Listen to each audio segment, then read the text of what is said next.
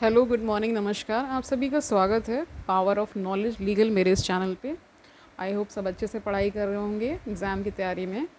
ये lecture series आपका विशेष सहयोग कर रही होगी। तो आज हम एक नया टॉपिक लेकर आ गए हैं, एंटी डिफेक्शन लॉ। सुना होगा आपने, ठीक है। दल बदलू जो एक वर्ड होता है वो इसी के लिए होता है। तो ऐसा ना हो सके इसके लिए एक तरह से ये लॉ लाया गया, 52nd अमेंडमेंट के द्वारा लाया गया। इसके बारे में जानेंगे, ठीक है। इम्पॉर्टेंट है, जानना चाहिए, क्योंकि पॉलिटी पढ़ रहे हैं तो ये भी पढ़ना आवश्यक लगता है। तो शुरू करते हैं आज का session. Let's get started. Okay, the 52nd amendment act of 1985 provided for the disqualification of the members of parliament and the state legislatures on the ground of defection from one political party to another. For this purpose, it made changes in 4 articles of the constitution and added a new schedule. इससे एक नया schedule भी आ गया, the 10th schedule. आप सभी को पता है कि जो ओरिजिनल कॉन्स्टिट्यूशन था उसमें ये 8 ही शेड्यूल थे, बाकी सारे धीरे धीरे ऐड होते चले गए, ठीक है। Okay fine. नेक्स्ट क्या है इसमें बता रहे हैं, this act is often refer to as anti defection law, ठीक है। Later the 91st amendment act of 2003 made one change in the provisions of the 10th schedule. It omitted an exception providing, क्या proviso इसमें डाल दिया गया, disqualification on ground of defection not to apply in case of split. तो इसको हटाया गया, एक तरह से इसको omit कर दिया गया, ठीक है। एक एक्सेप्शन था कि मान लीजिए पार्टी में जब स्प्लिट हो रहा है तो अगर कुछ लोग उधर चले जाते हैं तो इसको नहीं माना जाएगा, ठीक है।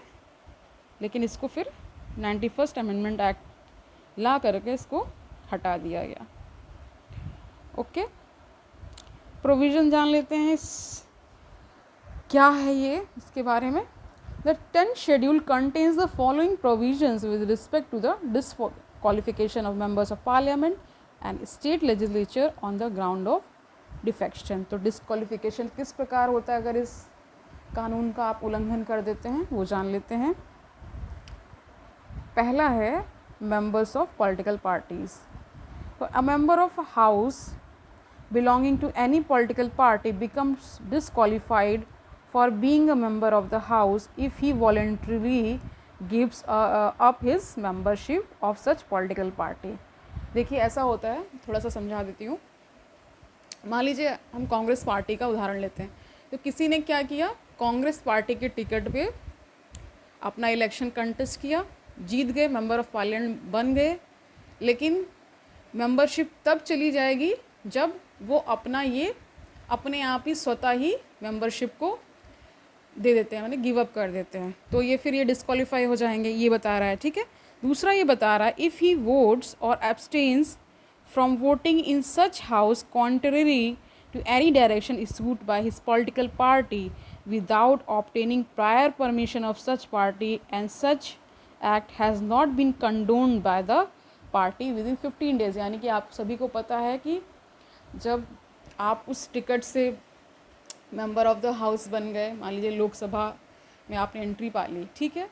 तो पार्टी की कुछ डायरेक्शंस होती हैं कि मान लीजिए कुछ इशू पे वोटिंग होनी है, कोई बिल आया, तो आप जो पार्टी का मत है उसके अगेंस्ट जाकर वोट नहीं डाल सकते हैं, एक्सेप्ट 15 दिन का नोटिस एक तरह से होगा कि आप ऐसा करने वाले, उन पार्टी को बताइए और पार्टी ने कंडोन किया हो। कंडोन का मतलब होता है एक तरह से माफ़ कर देना कि आप जो चाहें करें। ये बहुत ही एक्सेप्शनल बताया गया है, लेकिन ऐसा हो सकता है, इसलिए ये प्रोविज़न रखा गया, ठीक है।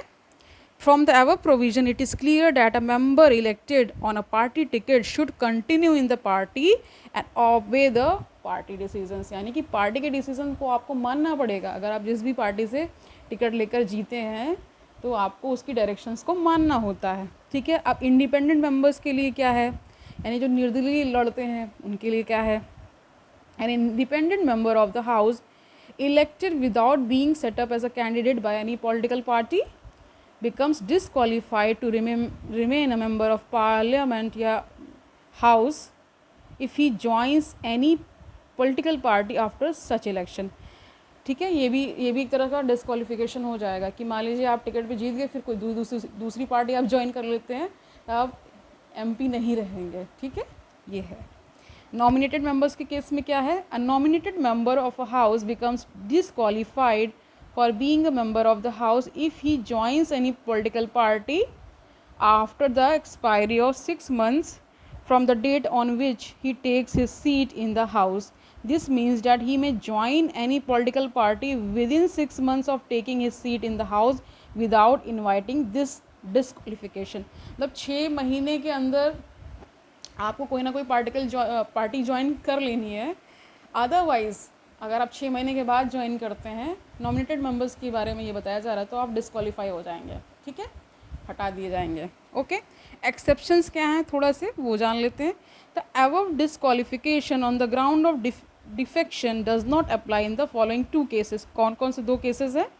If a member goes out of his party as a result of the merger of the party with another party. यानी कोई मर्जर हो रहा है, मान लीजिए किसी पार्टी का किसी में मर्जर हो रहा है, तब ये वाला रूल फॉलो नहीं होगा, तब डिस्क्वालिफिकेशन नहीं होता है. A merger takes place when 2/3 of the members of the party have agreed to such merger.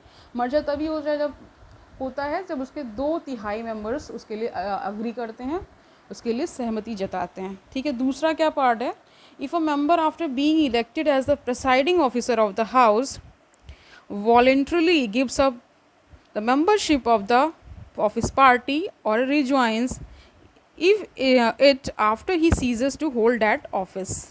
This exemption has been provided in view of the dignity and impartiality of this house. इसका यहाँ पे क्या कह रहे हैं कि मान लीजिए आप स्पीकर चुने गए हैं, प्रिसाइडिंग ऑफिसर स्पीकर होते हैं वहाँ लोकसभा में, राज्यसभा में कौन होते हैं?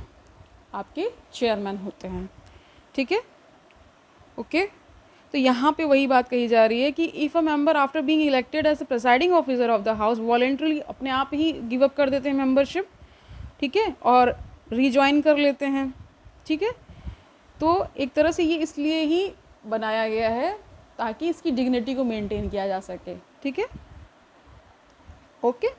It must be noted here that the provisions of the 10th schedule pertaining to exemption from disqualification in case of split by 1/3 members of the legislature party has been deleted by the 91st amendment of the 2003. 91st amendment ला करके ये provision हटा दिया गया कि जब merger होता है तो it means that the defectors have no more protection on the ground of split वाला, यानी कि किसी भी पार्टी का स्प्लिट हो रहा है तो भी ये मतलब डिस्क्वालिफिकेशन हो जाएगा. यानी स्प्लिट होने पे भी अगर आप जा रहे हैं तो भी इसको डिस्क्वालिफिकेशन ही माना जाएगा कि 91st अमेंडमेंट ला करके इसको भी एक्सेप्शन की कैटेगरी से हटा दिया गया. ठीक है, ओके. डिसाइडिंग अथॉरिटी, तो any question regarding disqualification arising out of defection is to be decided by the presiding officer of the house. यानी कि speaker in case of Lok Sabha और वहाँ पे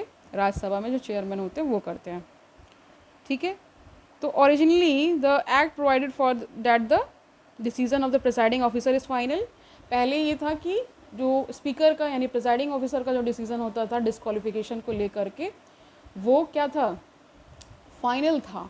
बट सुप्रीम कोर्ट ने क्या किया? ये केस है कि होलोहन केस में जो 1993 का केस है, तो supreme court declared this provision as unconstitutional on the ground that it seeks to take away the jurisdiction of the supreme court and high courts.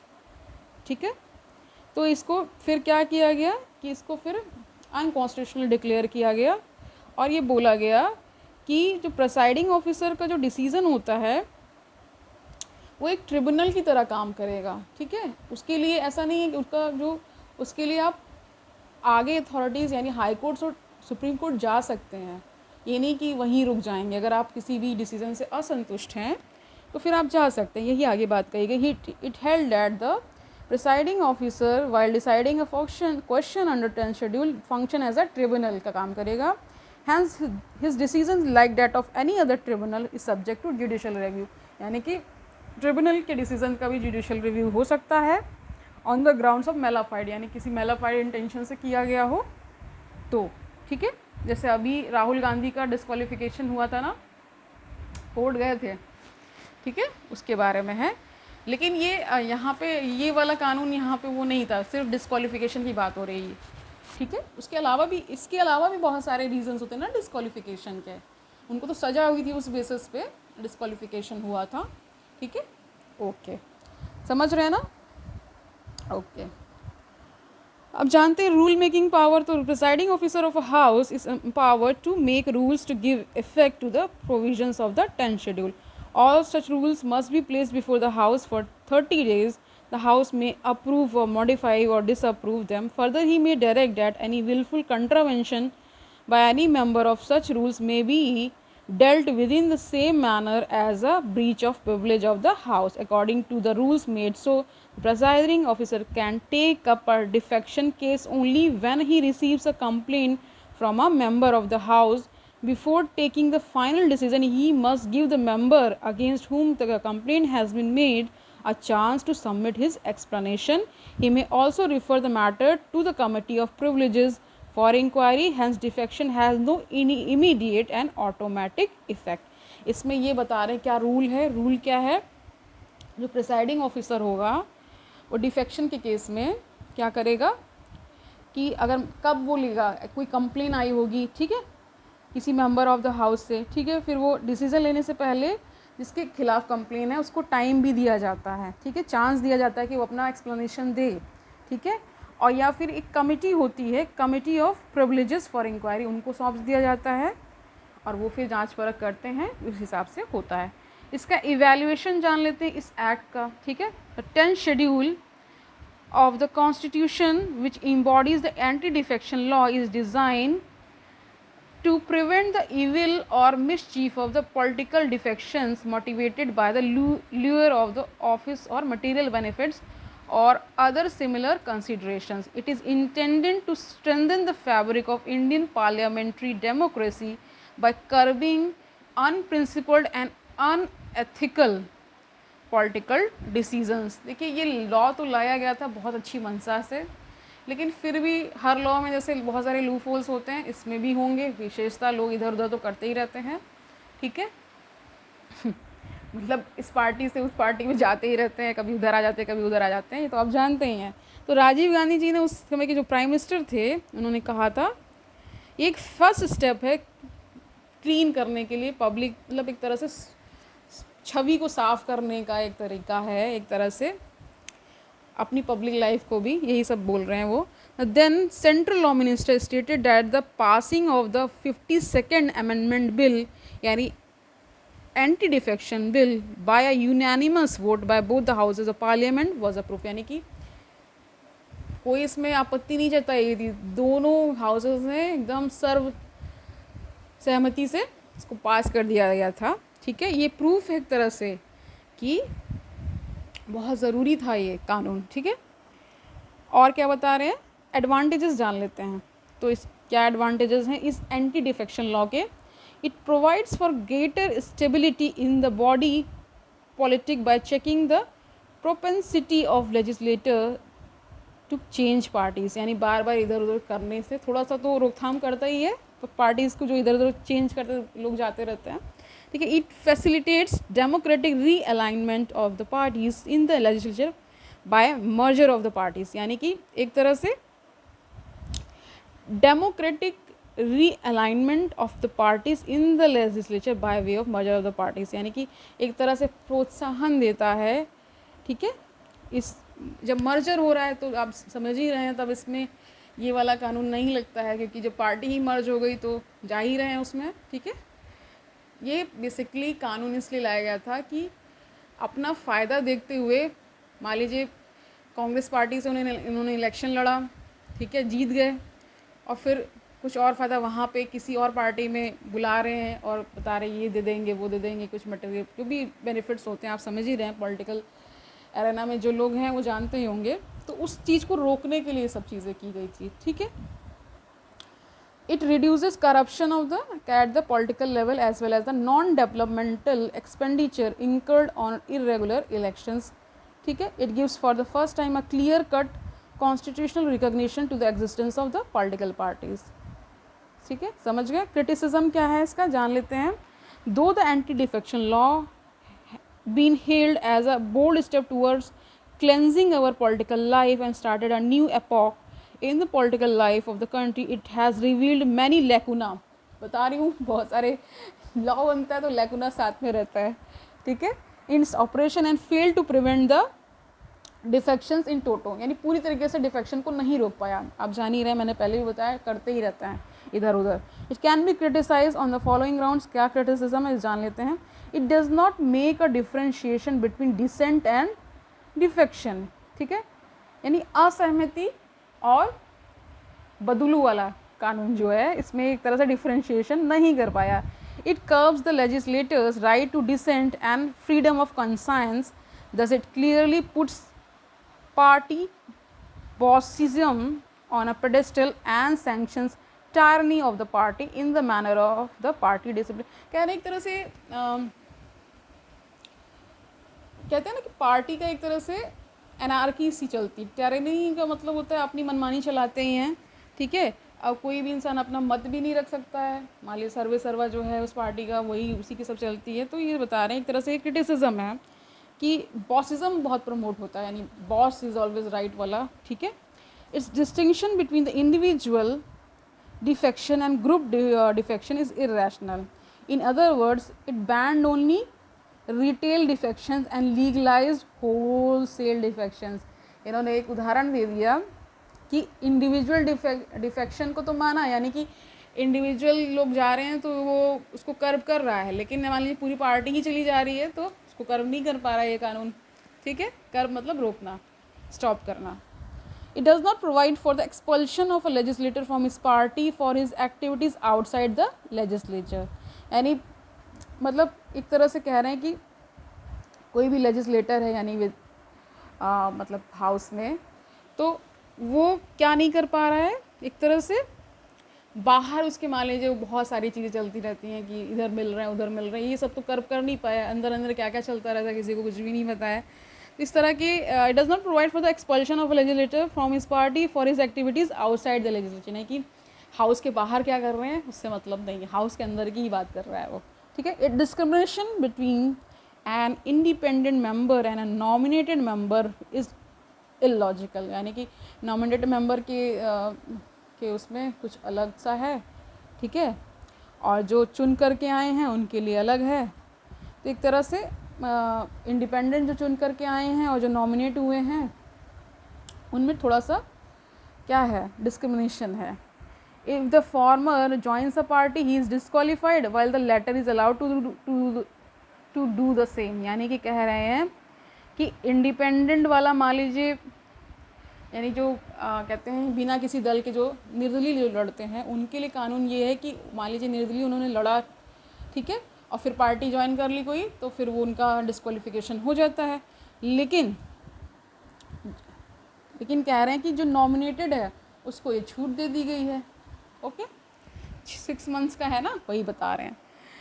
It's wasting of the decision making authority in the presiding officer is criticized on two grounds. Firstly, he may not exercise this authority in an impartial and objective manner due to the political exigencies. कह रहे हैं कि जो presiding officer होता है वो हर बार impartial हो, ये ज़रूरी नहीं है, बहुत सारी पार्शियलिटी होती है, तो उस बेसिस पर क्रिटिसिज्म इस कानून का होता है. फर्स्टली तो कह रहे हैं वही बात कह दी इन्होंने. Secondly he lacks the legal knowledge and experience to adjudicate upon the cases.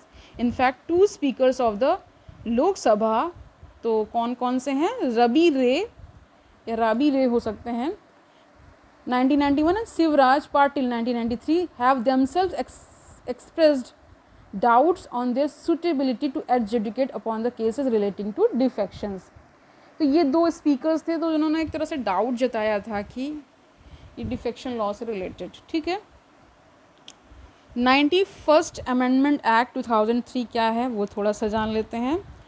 Demands have been made from time to time in certain quarters for strengthening and amending the anti-defection law as contained in the 10th schedule on the ground that these provisions have not been able to achieve the desired goal of checking defections. यानी कि यहाँ कह रहे हैं कि जो ये कानून जिस मंशा से बनाया गया था वो पूरी तरीके से एक तरह से कह सकते हैं फलीभूत नहीं हो पाया, ठीक है। तो रेगुलर इसमें अमेंडमेंट्स होते रहने चाहिए ताकि इस कानून को और सशक्त किया जा सके।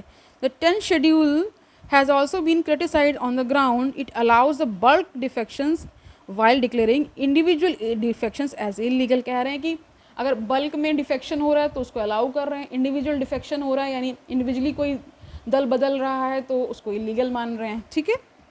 This provision for exemption from disqualification in case of splits as provided in the 10th schedule has in particular come under the severe criticism on account of its destability effect on the government.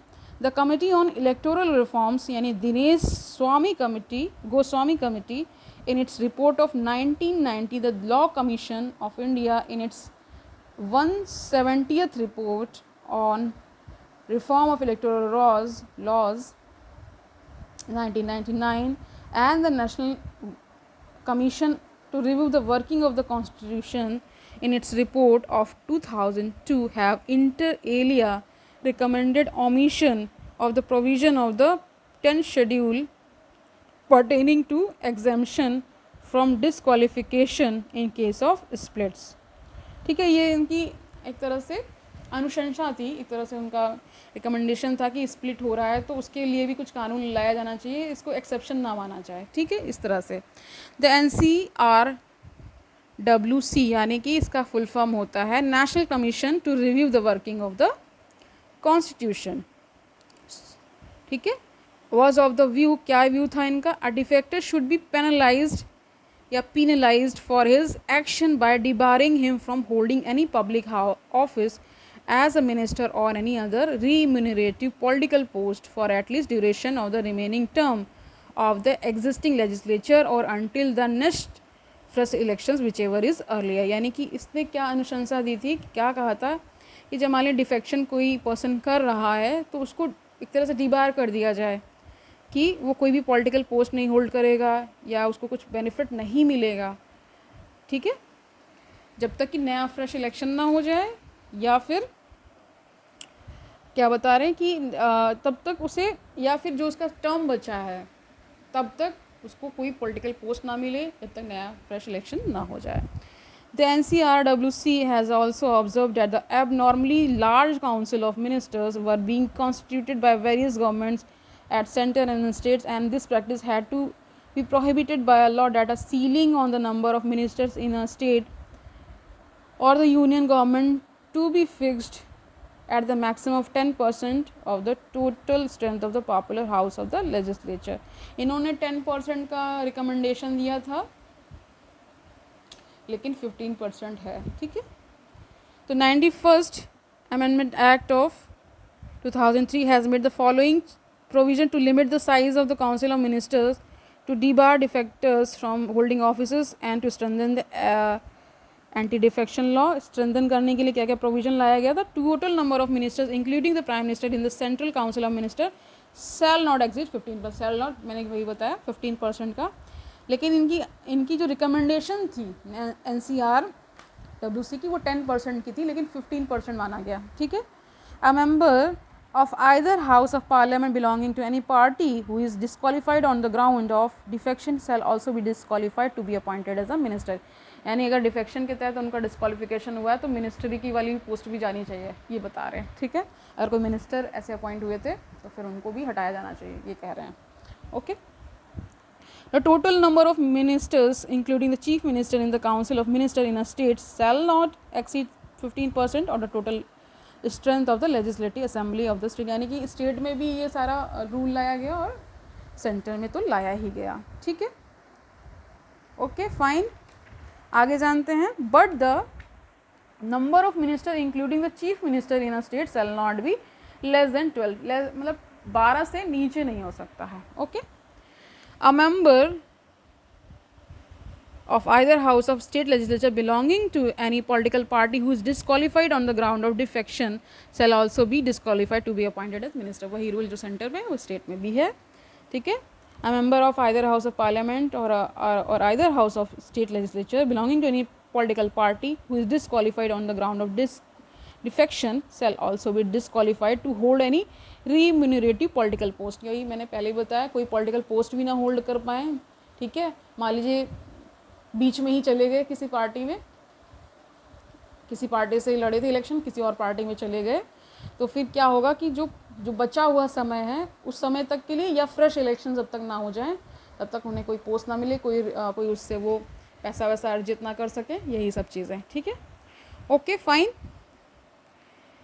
Okay, the expression remunerative political post means any office under the central government or state government where the salary or the remuneration for such office is paid out of public revenue of the concerned government. If और क्या है, any office under a body whether incorporated or not which is wholly or partially owned by the central government or state government and the salary or the remuneration for such office is paid. यानी किसी मान लीजिए state में ऐसा हो रहा है तो स्टेट के जो फंड्स होते हैं वहाँ से अगर मान लीजिए पैसा, तो वो मना किया गया है.